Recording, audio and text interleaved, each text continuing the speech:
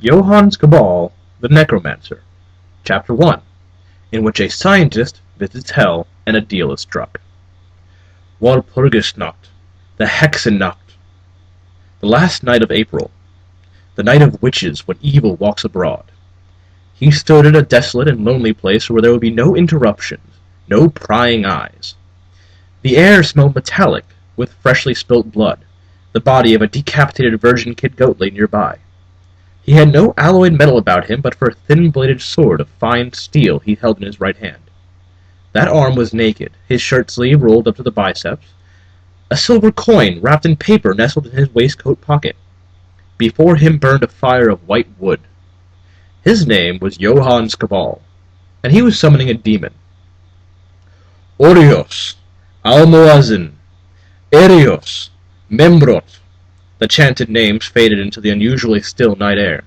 Only the crackling of the fire accompanied him. Janna, Etinemeus, Zeratnemix, and so on. He drew a deep breath and sighed, bored with the ritual. A, E, A, J, A, T, M, O. There was hidden meaning in the names he must call, the letters he must chant. That didn't mean he had to approve or even be impressed by them.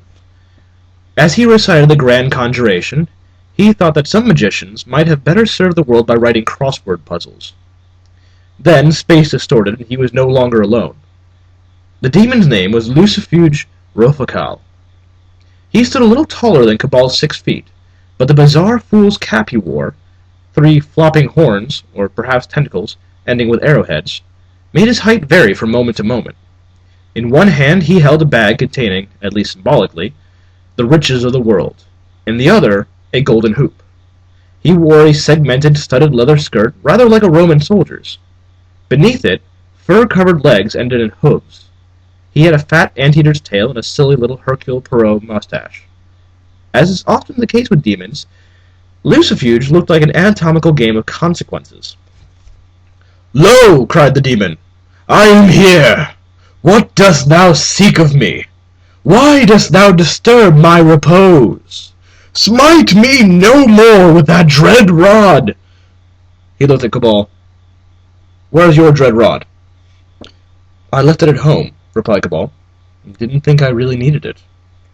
"You can't summon me without a dread rod," replied Lucifuge, appalled. "You're here, aren't you?"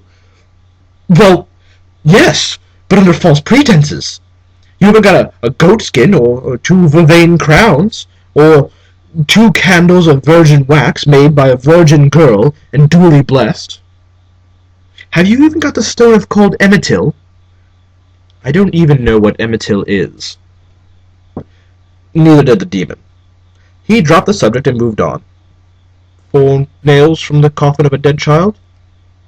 Don't be fatuous. Half a bottle of brandy?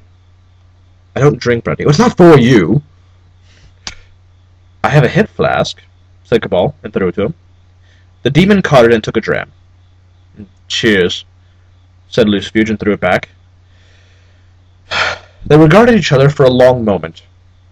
This really is a shambles, the demon added finally. What did you summon me for, anyway?